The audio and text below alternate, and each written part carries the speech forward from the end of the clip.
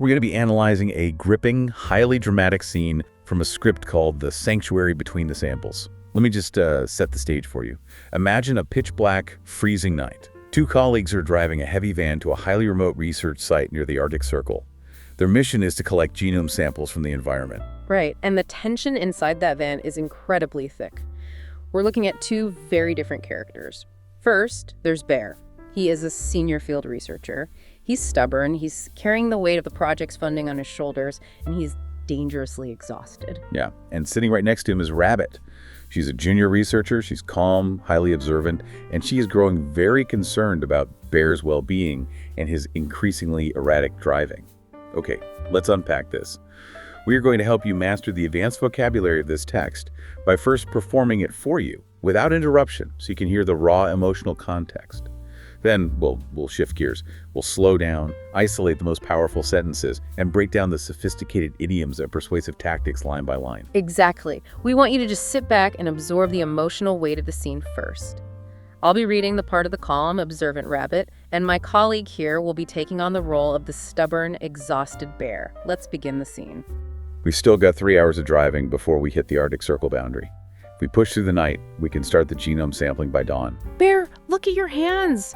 They're shaking on the steering wheel. You nearly clipped that road sign back there. The bumper is already dented from the last trip. We need to pull over. I'm fine, Rabbit. It's just the caffeine. We have a bumper crop of samples waiting for us, and I won't let a little fatigue cause a starvation of data for the spring report. This isn't a hero story, it's a safety hazard. You're making clerical errors on the GPS log already. I have a query about your logic. How does crashing the van help the project? You don't get it. My whole career, I've had to undergo extreme pressure to get results. It's in my genome to keep going until the job is done. If I stop, the momentum dies. No, Bear. If you don't stop, you die, or at least the quality of your work does. You're keenly aware that we're exhausted. Look, there's a rest area ahead. Let's just park the van and sleep for 4 hours. 4 hours, that's wasted time. The competition is already outgoing to the eastern site. If we don't shed light on this new mutation before they do, the funding is gone. Listen to me. Even a polar bear doesn't hunt until it drops. It finds a den and waits for the storm to pass. This constant grind isn't strength. It's a far-reaching delusion. We need to conserve our focus, not scatter it evenly across a 20-hour shift until there's nothing left. I've always felt that if I let my guard down, I'd never be able to arouse the same energy again, that the world would move on without me. The world will still be there at 6 a.m. Taking a moment to breathe isn't quitting. It's giving your brain a chance to reunite with your instincts.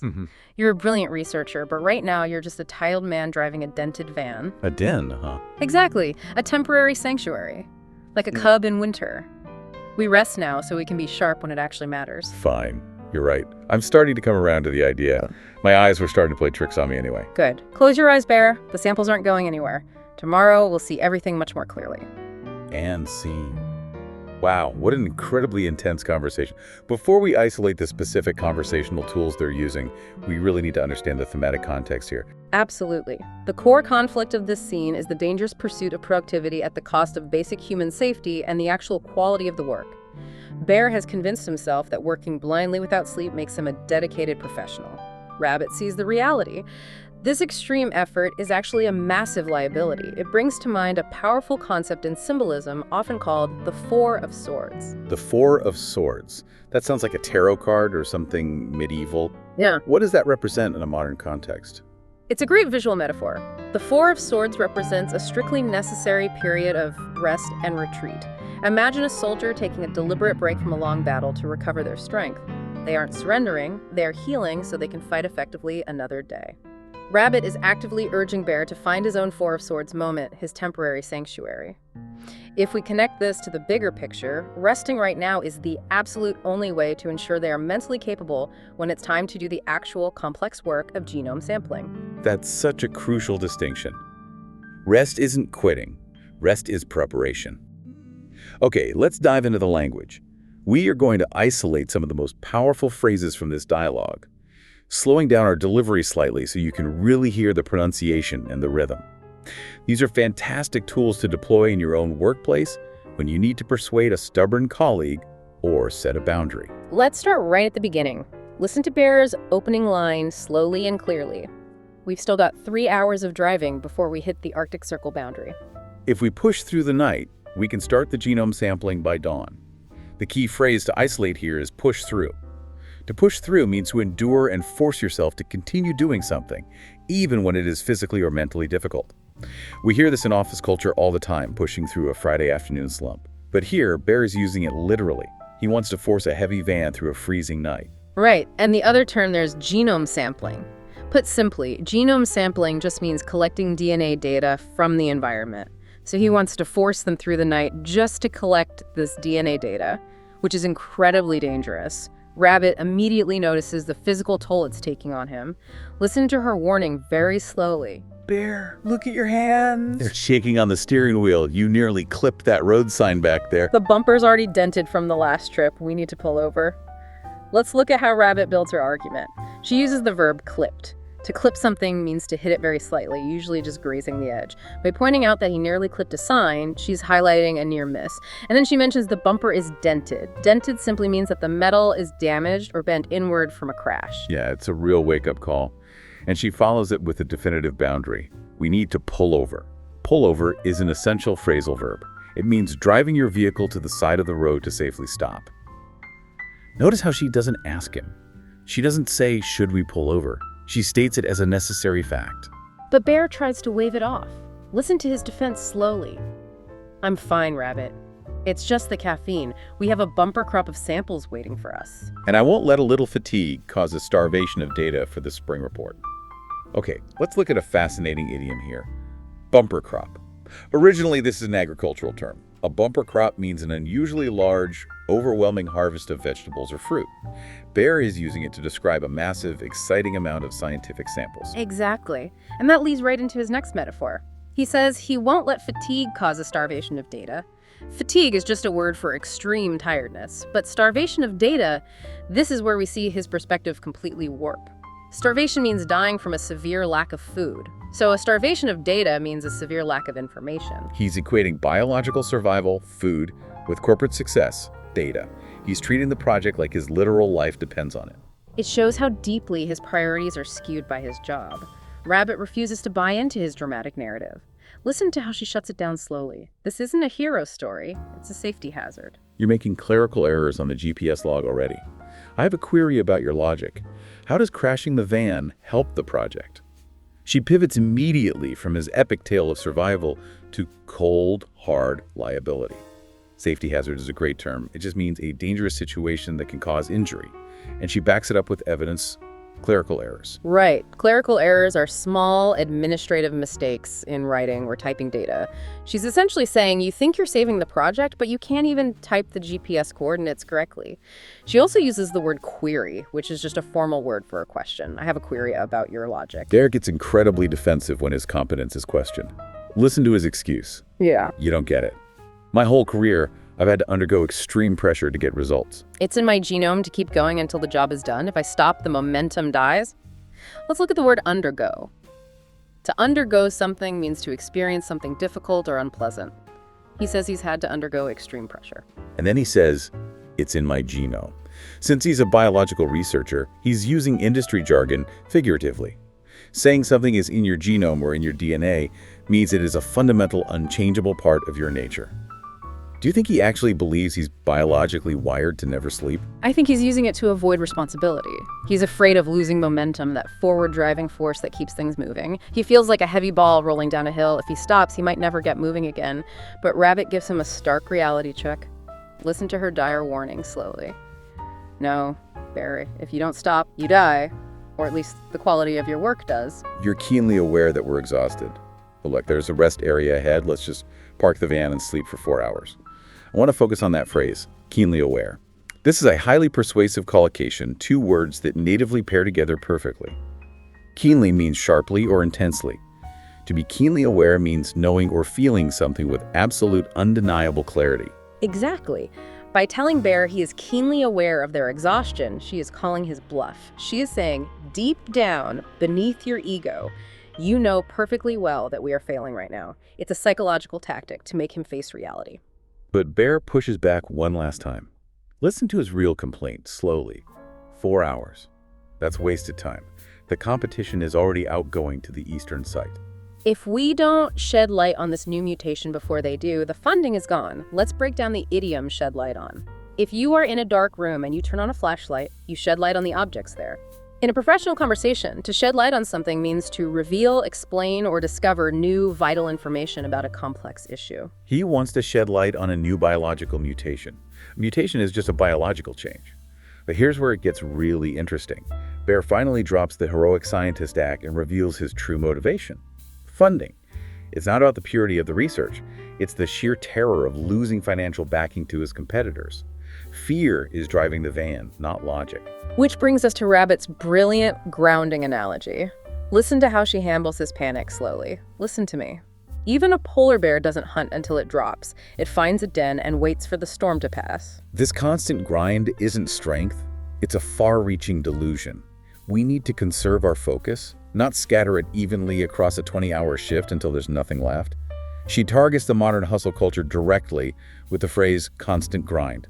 The constant grind refers to continuous, exhausting, unrelenting hard work. She calls this toxic mindset a far-reaching delusion. A delusion is a massive, irrational, false belief.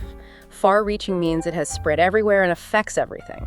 She's telling him that the corporate lie that you must work until you collapse is completely fake. And notice the sophisticated grammatical contrast she uses next to drive the point home.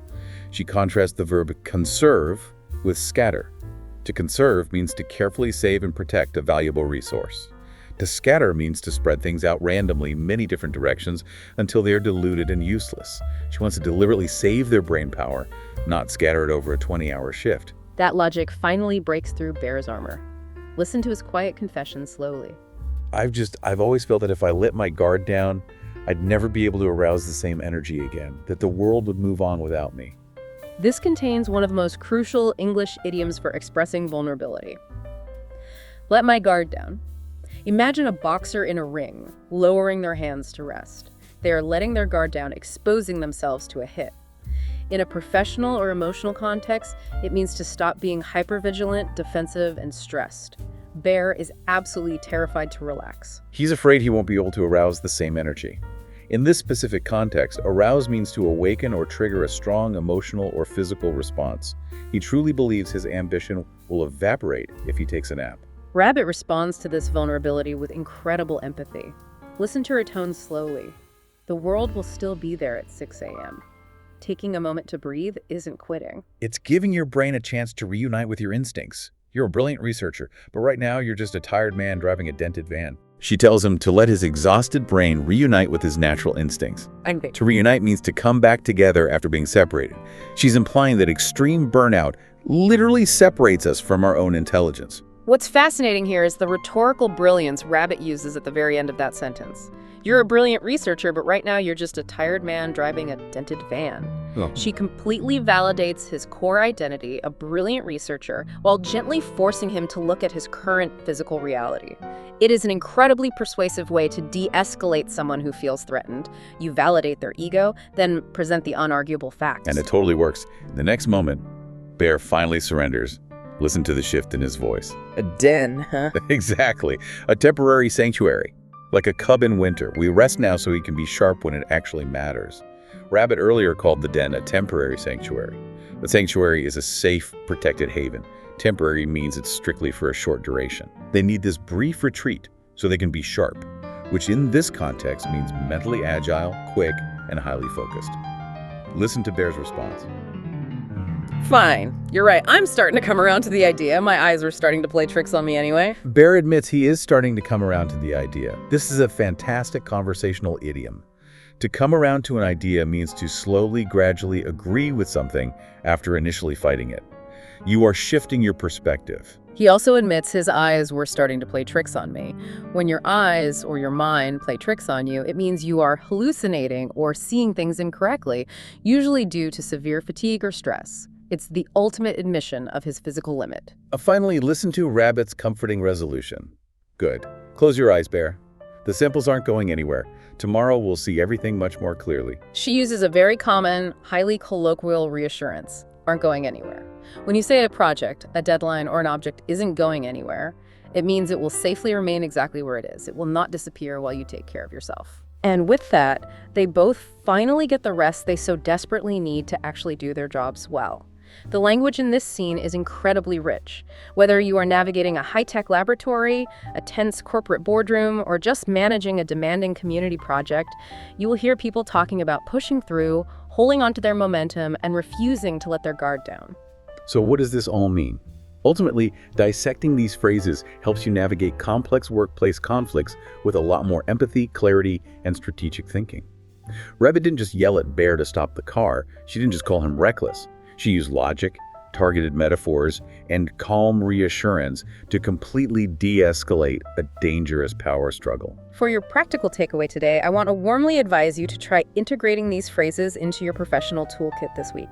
If you have a colleague who is driving themselves into the ground, you can gently validate their effort by saying, "The project isn't going anywhere.